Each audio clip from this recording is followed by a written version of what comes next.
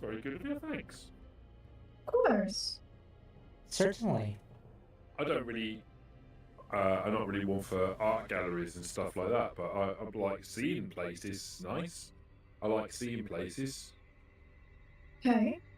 And I could it's certainly nice, make something. like about how things are and stuff like that, like where things are. Of course, and then I can certainly give you a little bit better outline of the city than maybe some of our companions could. Not that they would be any worse of a guide, but I have a little bit better finger on the pulse of the city than they do. It's not really their interest. I have been looking around the place. Oh, It's anything nice. that catches your eye so far?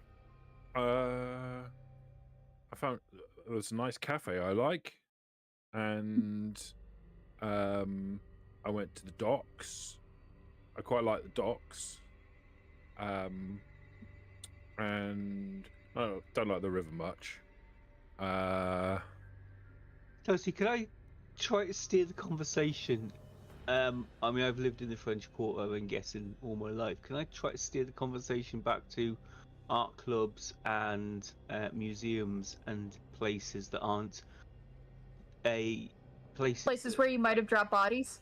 Yeah, places where Frank's killed somebody and or jumped into, and try to steer the conversation a little bit back to normal. Yeah. Okay, yeah. So I imagine that Frank is describing the areas that he's been to, and you interject politely, kind of catching on with the earlier wanting to know where things are and like experiencing them, maybe mentioning, oh, why don't we try the museum? Why don't we try the Jackson Square? Why don't we try? And you start listing off a few different city locations that are much more like landmarks than just the general French Quarter where you've kind of been sequestered to this whole time. And quite like the train yard. I'll give Jules an imploring, please God help me look, because I believe Jules has been in the city for a long time as well. You know, I like John Clemmer's exhibit. What's that? It's a Legacy of Art exhibit. Actually, that would be one of the places I would recommend. That's perfect. I've always been into churches, so... The Jackson Square for you, then. Of course. Do you have any interest in a particular type of church? Old churches, old Catholic churches. Okay, then the square would be nice. You've probably already been there, though. I'll see if I can find something maybe a little less main for you. Maybe something you haven't seen. That would be lovely. Thank you very much. Although, those are much more things we like to view from afar.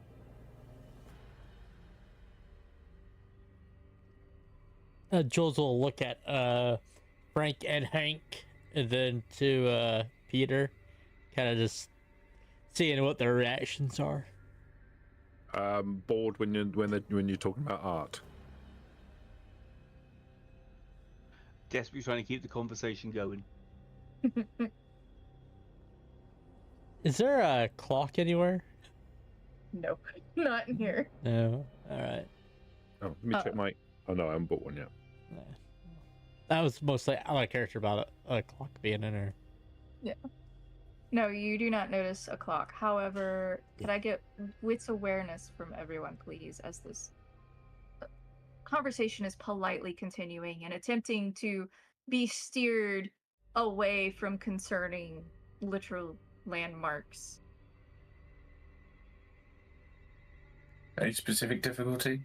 No particular difficulty. Sweet. Jesus Christ. Check you out. Yeah.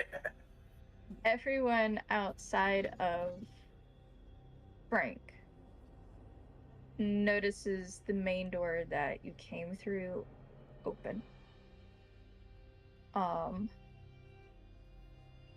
Peter, you notice that 2 people come in. Everyone else, you notice 1 person steps in.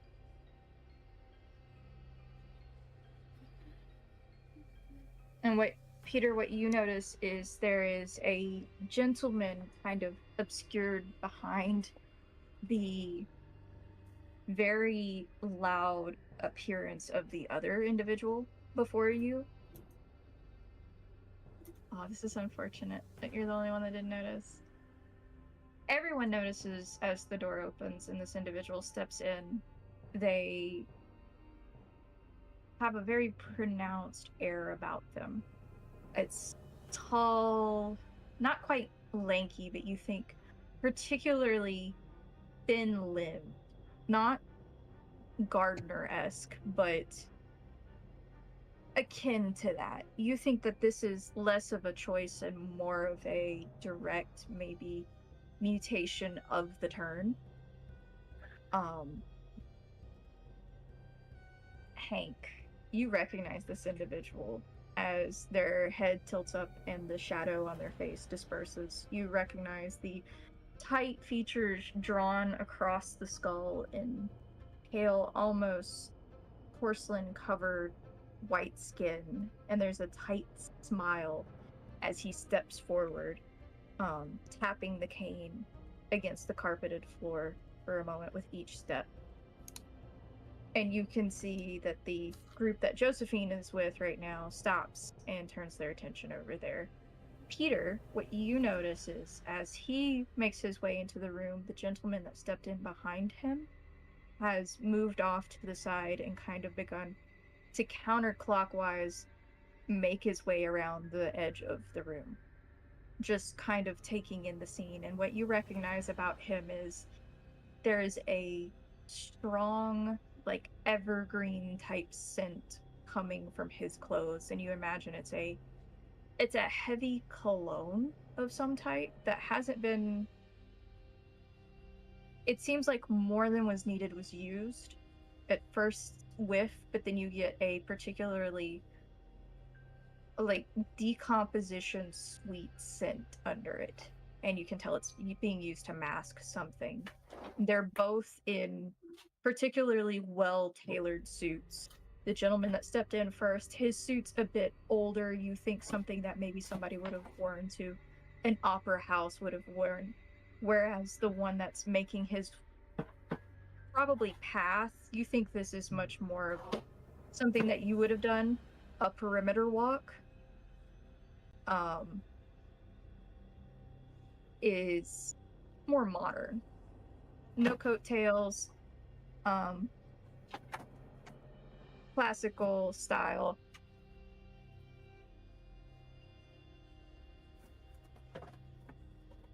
Did that work? I tried to mute him for us. No, it didn't. Okay. He's just too fucking noisy. Sorry. I don't have server mute then. And I keep an eye on the guy sort of mincing round. Yeah, so I keep one eye on him and another eye on the other chap that's come in. As he's moving around. Yes. It's the other chap, Martin Meeks. Yes. The one that Peter noticed is Martin. The rest of you have not quite noticed his presence yet. Okay, so who's the first chap that's walked in? The first one is the one that you recognize, which was the one that Frank described to you. Oh, right, okay. Yeah. So, you think from what Josephine said, that might be the Skulls member. The Harbinger of Skulls. Right.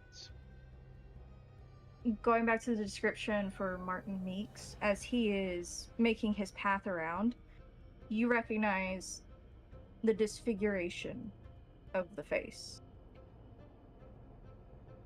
There is a deep purple bloom across a good 3/4 of it, whereas you can tell the eyes themselves are clouded over.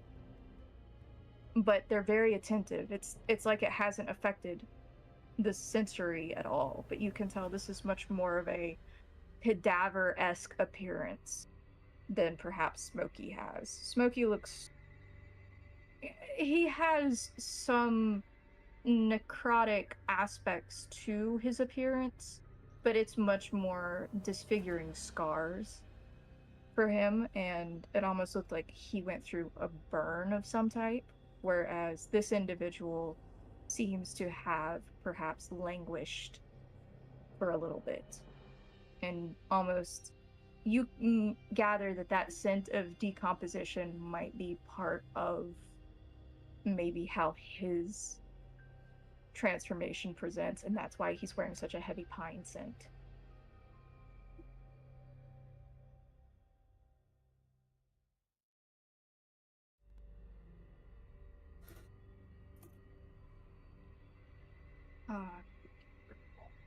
The skull individual will tip his hat towards Gabriella and Jules, and then remove it and tuck it under his arm with a flourish, along with his cane, and go to join the prince next to Martine, who seems a little bit uncomfortable to be sitting beside him. And you notice that he has no hair on the top of his head. It is just a sheer skin tight, like you can tell small bumps and ridges and dips in the skull with how tight his skin is. Porcelain facade.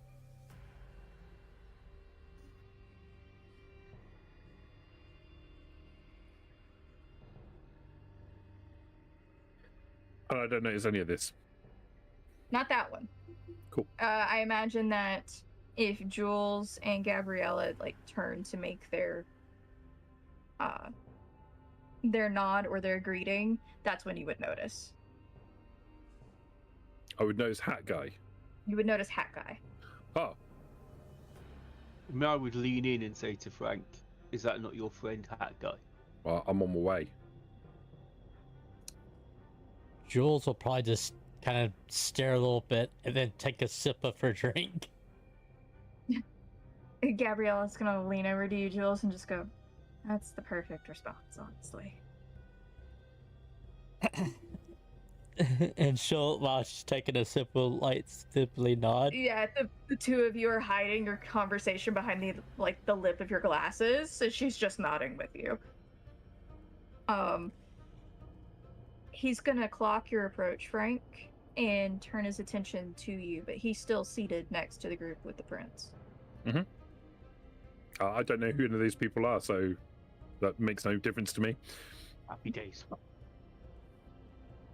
I'm just going over to meet Hat Guy because I said I was going to look out for him, and now I found him, so I'm going to go and shake his hand. You hold out your hand for him to shake, and he takes it. And I will say this, when you feel his hand, it is almost just bone. That's Okay. almost exactly what it feels like. It doesn't feel like there's much tissue between, and you can feel the knuckles very pronounced. I will be gentle with his hand then. Gives you a relatively firm handshake, but it's nothing untoward. There's no strength that would damage you applied to it type of situation, just a firm greeting. Hello. I'm sorry I didn't find you again. I'm glad I've had an opportunity to bump into you a second time.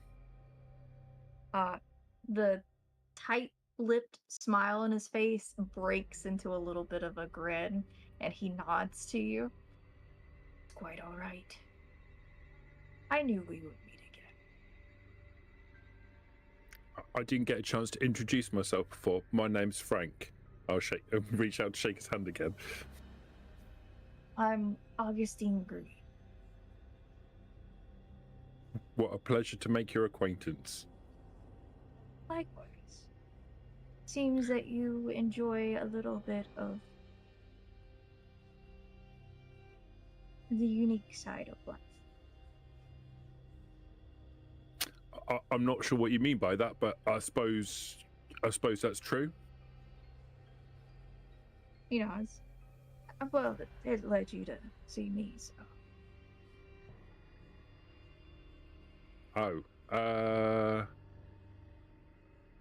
I'm not entirely sure how that happened. If I wasn't supposed to, I'm sorry.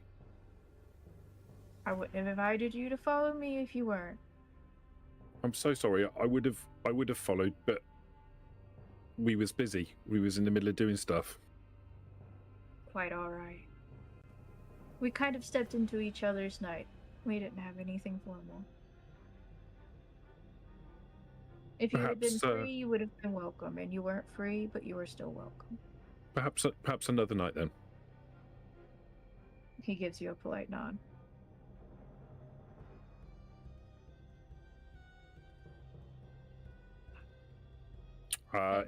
He's kind of Frank's kind of run out of things to say now, so he'll probably say, "Well, thanks. I hope you have a good night," and then he'll walk off back to the rest of the group. He's just gonna watch you go? Mm-hmm. Unless he stops me. He's gonna watch you go, tilt his head, and he's very much considering the interaction there. Nothing particularly negative about it on his face that you can tell. And then he returns his attention to the conversation being had beside him. I'm not sure Frank would notice because he's genuinely just being friendly. Yeah. But yeah, I mean, he's just like, he's a person that he crossed paths with, he thought was interesting and wanted to talk to him again, and now he's had an opportunity to do so. Like, he's happy. He does. Instantly, he's not been quiet throughout all of that. Whoever the chap is sat with will have heard all of what has just happened. Okay. I will say you could tell that he was pleased to be able to see you again. Oh, when I get back to the group, I'll go, "What a nice man." Jules, you can see that Gabriella is intentionally keeping her drink close to her lips, and she doesn't particularly comment, but you can see like she's sharing like a side glance with you. She'll return it and sip it, and then put it down. It's like, well, I'm glad that you're making that you made a friend. Yeah, he's a nice man. I think we're going to see each other again. Lovely. Sip.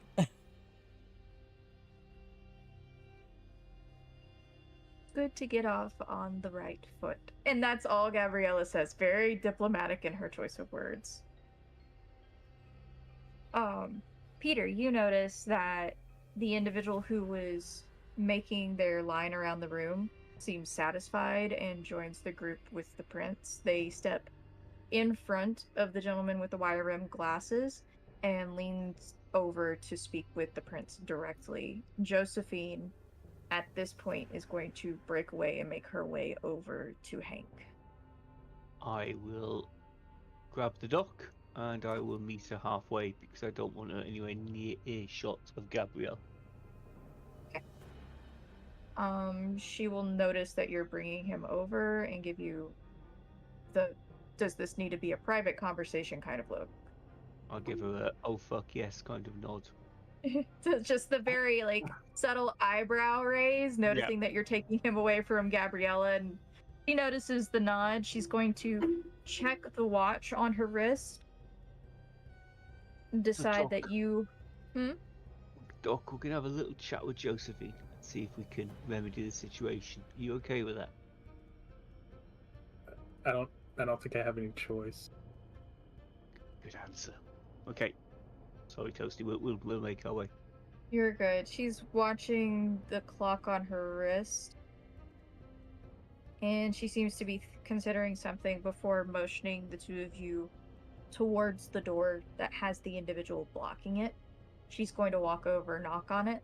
They're going to turn around, and you see a gentleman with, I would say, probably Hispanic features from what you can discern. He's going to notice it's Josephine and open the door for her.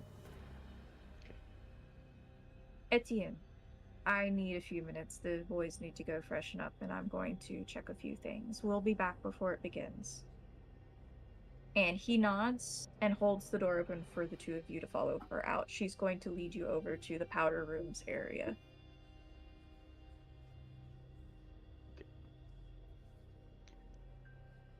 I have a quick look. There's nobody else around, no? No, she makes sure no one else is around, and then she's going to direct you into the ladies' room, and she's going to make sure nobody goes in the door while you're in there. Okay.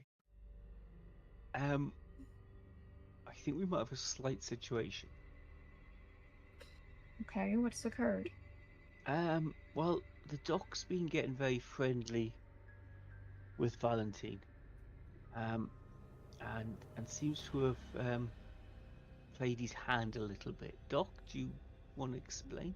Well, I was just asking him if what kind of clans were in the city, and I was trying to see if there was one that I could kind of get in with, one with my areas. Okay, and how did you present your areas? I melded two of my fingers together, then split them. Josephine is audibly going to sigh. Of those present in the city, we don't have a representation for you. Okay, but they're not all bad. Well, bad's not the correct term. They're not all, right? What does you know? Sabbat? No, not all of them. This is going to be very important, and the reason why I pulled you over here is because there are a lot of ears here tonight that can probably still hear us talking right now. So what did you say? And she lowers her voice further.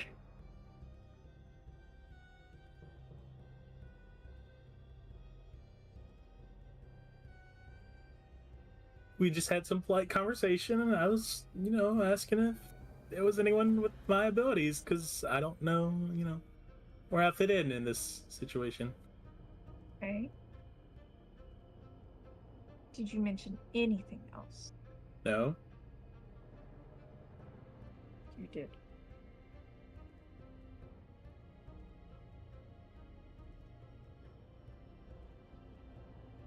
A little bit. You discussed that you met somebody particularly unique outside the city in your travels. And when this happened to you, you went to them. Yeah, but that could be anybody. You said particularly unique. That could still be anybody. All these vampires are unique.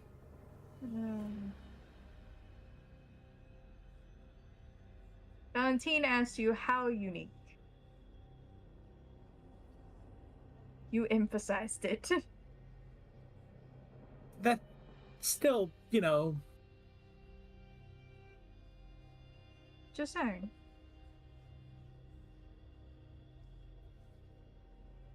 For a native southern US boy, unique means a lot of things. Do you bring it up to Josephine? Or do you not? Do you just gloss over it? I'll tell her that I had a acquaintance that I went to whenever I got turned.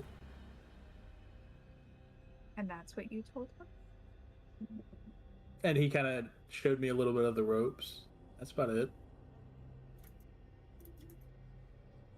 And he showed you the ropes.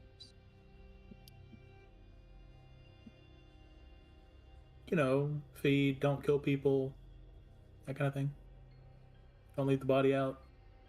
She's gonna look at you, Hank. Yep. And then she's gonna look back at you, Dr. Isaacs.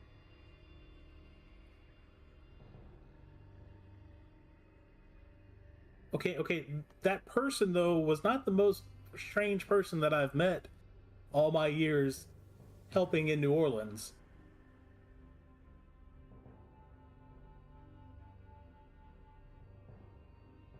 What possessed you? I was trying to find my... Everyone else has people that have similar attributes. So this is a person who is similar to you, who showed you the ropes. Is that No, what I I'm didn't mean it like understanding that. I meant it like, you know, like kindred, like, you know, like not like me, you know. Dr. Isaacs, if you say someone is akin to you, that is typically how it is taken in these circles.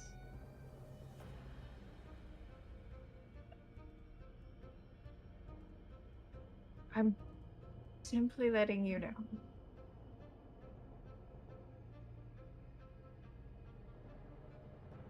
The bigger curiosity that he's going to have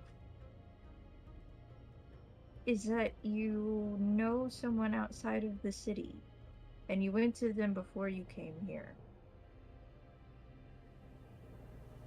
We won't discuss the other portions of this. I know how to So- spend that. Okay, so why did you come back to the city? My life's here. Everything I know's here.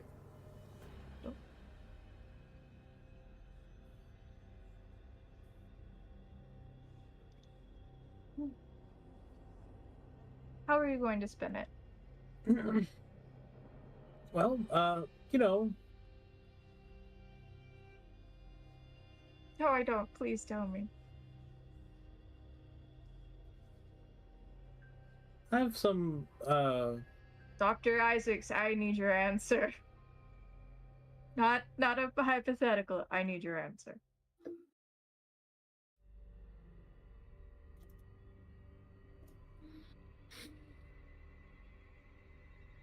Dr. Isaacs, you're standing in the women's powder room of a very affluent hotel, and we are about to have an extremely important meeting, and one of the most inquiring minds in the city is going to need to know this answer before the night is through. I am certain of it. okay,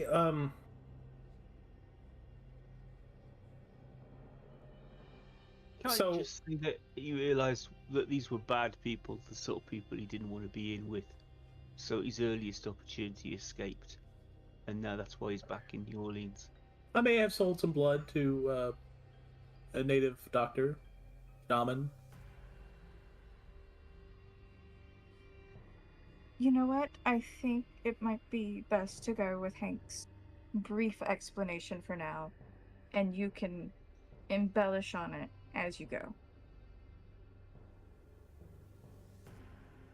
Okay. How would you spin it with selling blood to a shaman? Because there are individuals in this city who do play with those forces. Well, that was the person that I went to for help.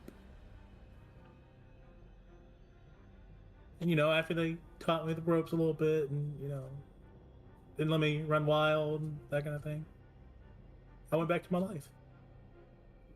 So, you want to say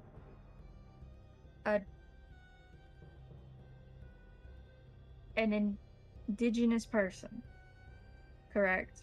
Yes. A native, an indigenous person, taught you the ropes of being a kindred. Yeah. I will tell you now that though this is a gross oversimplification of it, the majority of them are accustomed to a unique and different spiritual path. And that path does not play well with kindred. Typically. It is But just they're something unique, they would... so, you know, typically. They will dig into that until they have dug your second grave.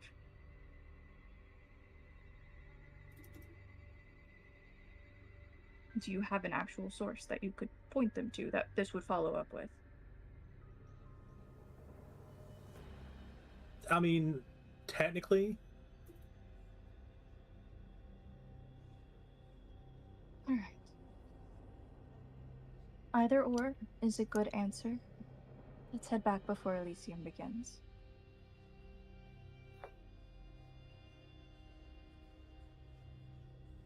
With that, I need to take a quick break. And I'm we not will pick surprised. back up. Ho, ho, ho, ho, ho, ho, ho.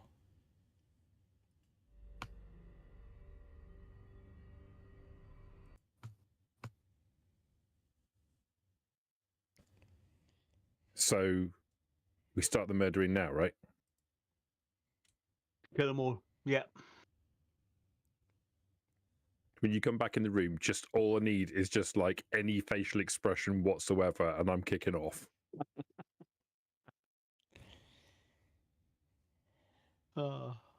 Take the Toreador. Oh yeah, she's first. Yep. Not hat guy. Well, Hat Guy's yours. No, I'm keeping him. He's nice. Oh, well, yeah. I know 2 vampires in the city beyond you lot. It's the one who talks too much about art and hat guy. Yeah, we need to kill the art person.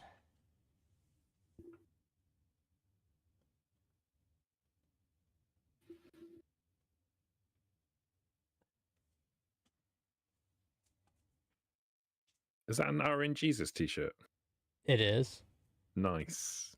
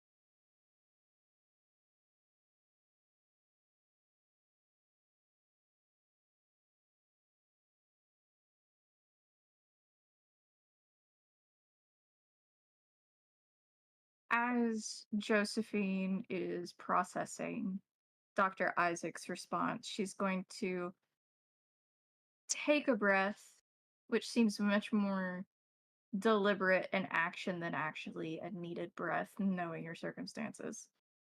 And she's going to maintain her spot at the door. She's going to motion for Dr. Isaacs to move over to her. Come here. Okay. And she's going to reach out, and because you had tasseled your hair earlier, she's going to smooth it back for you as you would have been wearing it earlier in the evening, and kind of just shore up any creases she sees. I'm being harsh on you because these are the people in the city that you have to get on your side. And even if they're not on your side, you just don't want them as enemies right now. At least you don't want them as witting, aware enemies, okay? You're getting much better at thinking on your feet in these situations. And if you have someone who can line up your story for you, and you know that, go with it. But if you don't, I recommend trying Hank's approach, okay? I don't want you to think that I don't have faith in you, because I see how intelligent you are, and I can see that you're making strides to fit into this realm that we've thrown you into. But you can't just show your back to people. they'll stab it. The first chance they get, every single one in that room will stab your back. And she's going to kind of brush out the collar of your shirt a little bit and pick off a few, like, non-existent bits of lint and give you a nod. I'll nod back. So which one are we going with?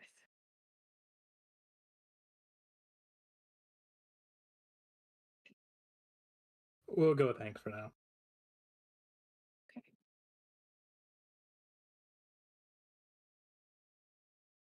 And how does Dr. Isaac seem to feel about that? Does he seem kind of... Give me what Dr. Isaac is feeling.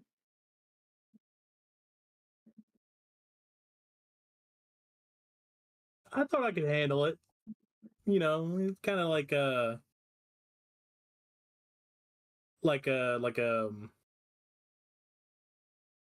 child after you get scolded.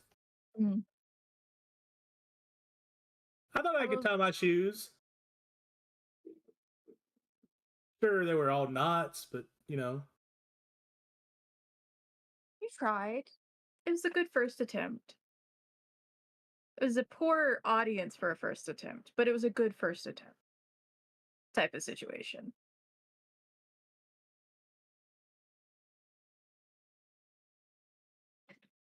All right. Well, we've resolved that. Let's get back in there before everything kicks off. We've got a few moments, and I do mean moments. And she's going to step out the door, double check that the coast is clear, and then open the door for you two to leave the bathroom. All right. Okay, slip out and head back into the main hall. She will take you over. Instead, you'll cross the lounge where you came from towards the gentleman named Etienne. And she's going to give him a nod. He's going to step aside and open the door back to the carousel lounge for you.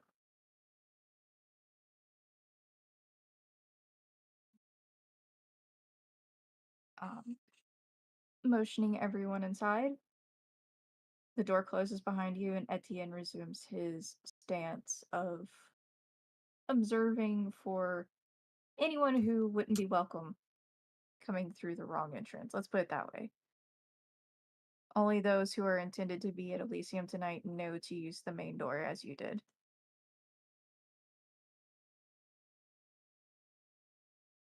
Inside, you notice that Gabriella has moved back over to the social circle. That next to Valentine, who has moved closer to them, he's not at the bar anymore, though he does have a drink in hand. He's sitting with Meeks a little bit further away, and occasionally Gabriella is shooting like an irritated glance in their direction, but she's doing a good job of hiding it outside of just her look. Her face is still very pleasant. Horace has stepped away. He's closer to the door that you enter from. And the prince is kind of glancing around. You think he's making certain that everyone he anticipated to be here is present.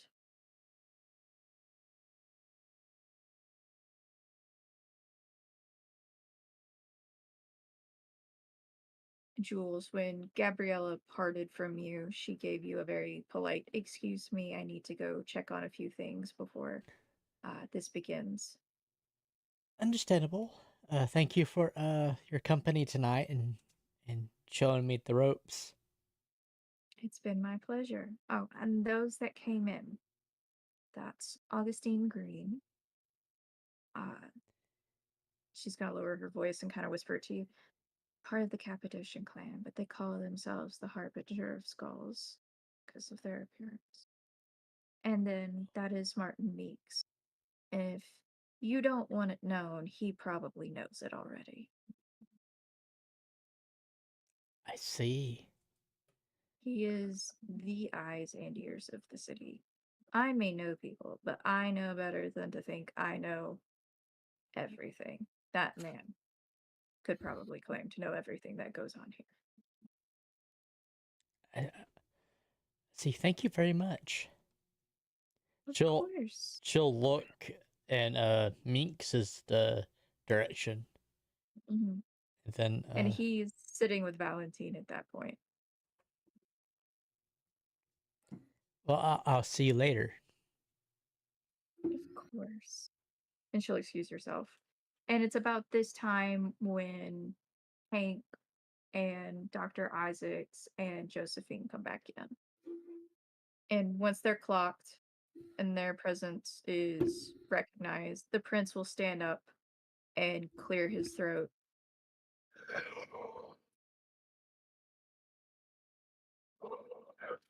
So with this, Elysium is now in order.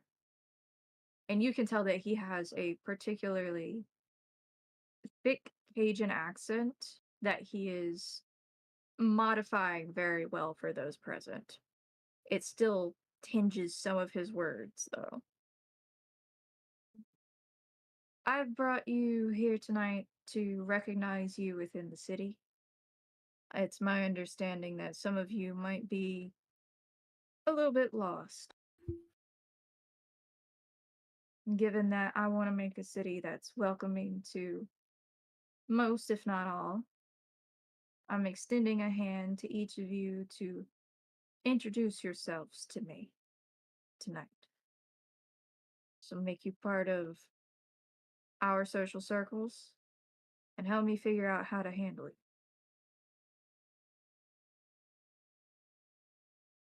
I am Prince Marcel Bilbao. I have the first and the last say on how things are handled here. I will start with Josephine. You requested permission to sire, and it was granted. Josephine will stand up, and she will motion you over to her, Hank. Yeah, I'll get up and walk over towards her. And then she will gently push you just like a half step ahead of her, as if making you the focal. Yes, and this is the result of the permission granted. This is Hank. I take responsibility for him at this time. He has been very helpful within the week or so that I was granted. And I would like to also put forth that in our endeavors to keep an eye on the ongoings of the city, we've managed to find a few other faces that were fresh and seemed to be in need of some guidance. They were picked up and left on doorsteps, if you gather the meaning of that. Hank, she's very lightly going to tap you on the arm for you to move back to her side. Okay. The prince is going to nod in acknowledgement for both of you. Hank, would you like to say anything for yourself? I'd like to thank you for the opportunity and promise that anything you need from me to help this city, you just need to ask. He gives you a polite nod. We will see how things proceed over the next few months. If it goes well, then perhaps you'll receive an area of your own. For now, I'm under the impression you will be staying with Josephine and continuing as you were. Yeah, that's right. And he's going to move his gaze across the room. And could I get... I believe it's going to land on Jules first, because you've been very close and upfront with Gabriella for most of the evening. So he will smile warmly at you, Jules, and incline his head. Evening. Jules will stand and give a courtesy. Hello, I'm Jules Fontenot. Happy to be here. I present myself to you and to the city. I recognize your surname. Yeah. Yes. Your Majesty. Prince is Pr- fine. Um. I, got made, and then came here. So here I am. The last evening you recall, do you know what happened to you? It was a bit of a blur. I was at a party and then kind of, woke up and then felt different. So that's all I can basically remember. He nods. Interesting. Do you remember where the party was? Out of character, I'm trying to remember what I told the husband, the ongoing lie. You were in the French Quarter when the party was originally happening, and then you met people and went to California for a week. Yeah, she'll relay that. Oh, It was very weird. so you passed out or something happened at your party.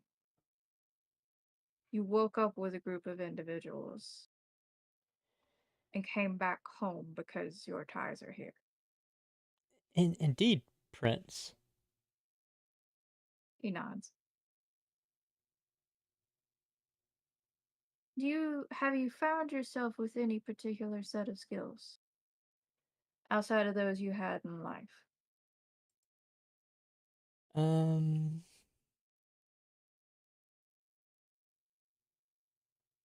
I can take a punch better. He's going to consider it for a moment. And I can tell people to do something and they do it.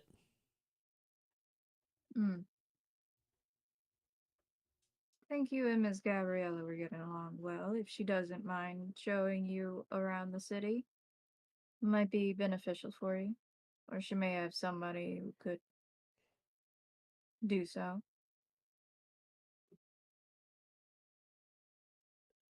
I would really like that. Thank you very much. And his gaze is going to move to Frank next, who I imagine was still over there with you at the bar. Yep. Jules will curtsy and then sit back down. Hello. Evening. I'm Frank Edward Vaughan. I don't know who my vampire daddy is, and I'm real good at killing.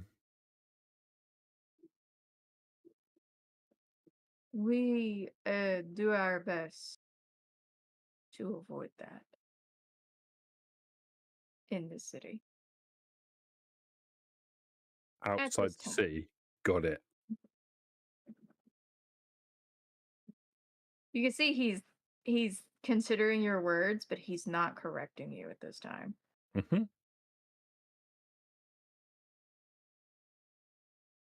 Anything and I can make else? stuff. Okay. Are you better at these? He holds up his hand. Are you better at making things since your shift? No. I imagine you're better at the other thing since your shift, so we won't have to touch on that one. I never did no killing before. But it turns out, well, no, that's not true. I did some killing before. In fairness, I did do some killing before when I was in the army, but not like casually, not as a civilian. Mm-hmm. But it turns out I'm real good at it now. Quite strong. So you may have become stronger. Yep. Any other changes? Well, I'm good at seeing stuff. sometimes I see like dead people.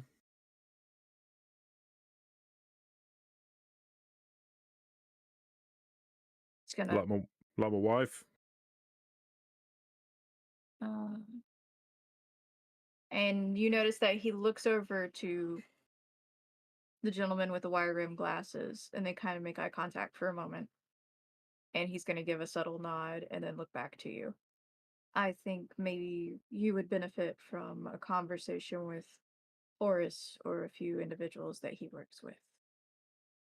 Okay.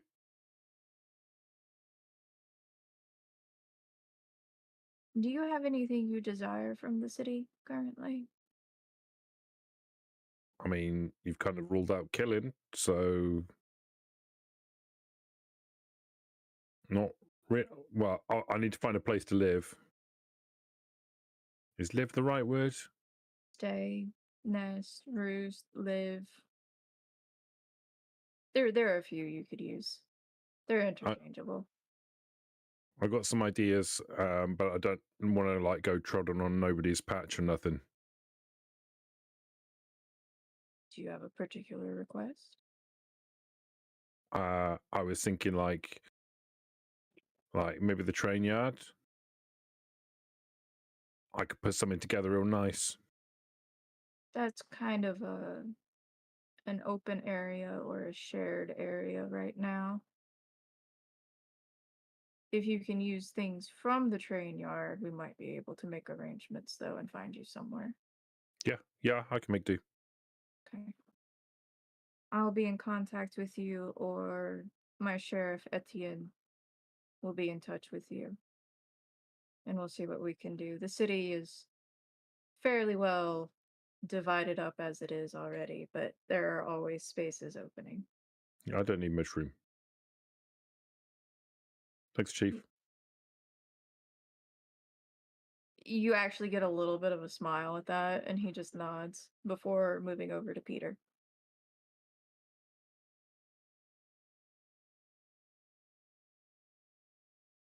Hi, I'm Pete Tom, police officer in New Orleans. And I just woke up in the bayou. Didn't really know what was going on. Came into the city, trying to figure out what's going on. Here I am. I recognize your face and your name. They were about to run some missing reports on you. Yeah, not anymore. You don't recall anything that took you out there? No, I was doing an investigation into some other stuff, and then I don't remember anything that happened after that. I just woke up out in the bayou. Do you know of any other police officers that might have gone missing? I don't know of any at the minute. I can certainly look into it. Still got contacts in the local office, so I know they're sending down some feds to head up a more of an investigation into the missing persons. You I keep can me certainly look into informed. it. You keep me Will do. informed on both of those. That's a good line of work for you. I'll Yeah, will do. definitely have Etienne be in contact with you for the time being. Okay. He's gonna finally look over to Dr. Isaacs. I'll give him a bow. Introduce myself as Oscar Isaacs. I was a doctor. I was helping those less fortunate when something hit me, and then I woke up.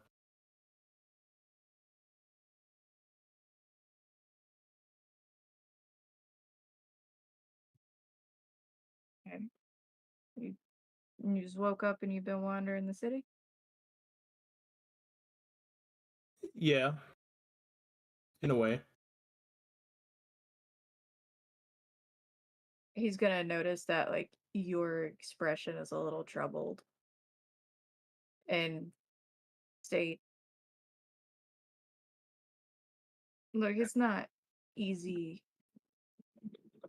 for a lot of people to just change so quickly, especially without warning. So, what I can understand right now is each of you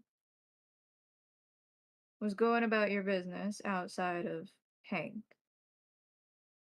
and you were abruptly taken at some point in the evening and woke up with your current changes. Is that right? Kind of. I was just visiting. Yeah. Okay. Hank and Josephine by proxy. I've been looking into people disappearing for me. It's become a citywide epidemic at this point. And apparently some of them are showing back up akin to yourselves. So I'm willing to overlook the situation that you don't technically have a sire for me to hang your coat on right now. That means that if something you do breaks a law of this city or is untoward, I have to mitigate it, and it's going to go directly to you. And depending on how detrimental that is, I can't mitigate it. Whoever you cross is going to have to be a kind-hearted individual to try and mitigate it for you. But if I'm getting involved at that point, they likely are.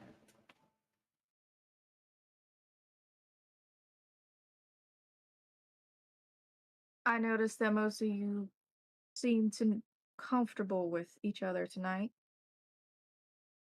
to know one another already through the way you've spoken. I propose that you become a group.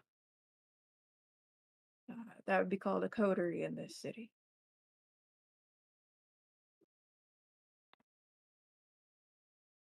I don't really have a ready spot to hand out to you just yet. See how well you work together.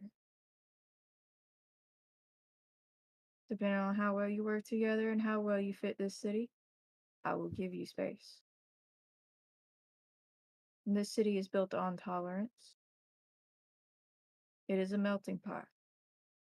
We have more here than just kindred.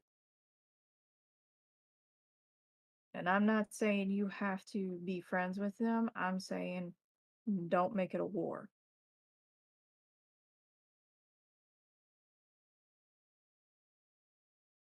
Did I make myself clear? Crystal. Yes, Prince. Good. You got Fae. You got people who can manipulate things that you would consider to be magic. I'm not going to bother trying to explain it. I don't even fully understand it myself. In addition to these, you also have individuals that are in particularly close proximity or regard of spirits, and they can change their shape and their form.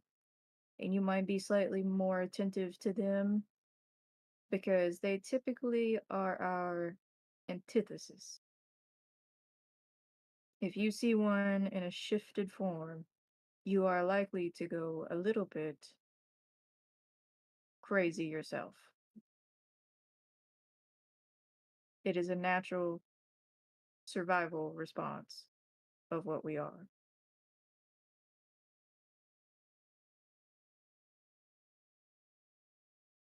Over the next few days, I will pair you with those I think you will work well with.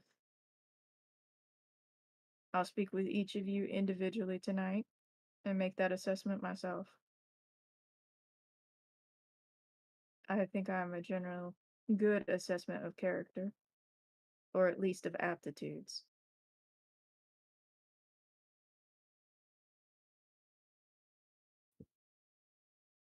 This city is also founded on the fact of the Camarilla laws.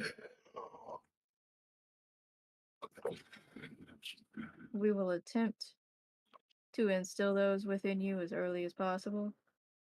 avoiding killing being one of them, when and where possible. We also try our best to not break the facade that we are more than mortal anymore.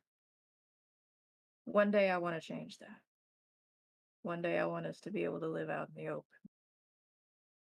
It's my goal.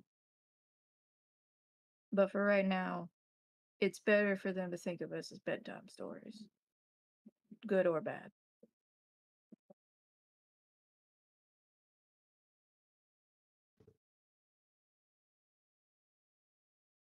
Are we in accord? Yes, sir. Yes, Prince. Yes, sir, Prince, sir. Hank? Juliet? Oscar Isaacs? Frank? Mr. Tom? And he notices the look you give Frank when he says just your first name, Mr. Vaughn. Welcome to my city. Thanks. Thank you. It is now your city. Let's work together to maintain it. My first request, continue to look in on these missing people. Do that and you will ingratiate yourself to me. Mr. Tong, I would like to know more about that task force. Yeah, I can tell you what I know. With that, enjoy Elysium. We will mingle shortly. And with that, we'll wrap up for the evening, and everybody gets 3 experience points. Yay! Thank you for listening. Bye!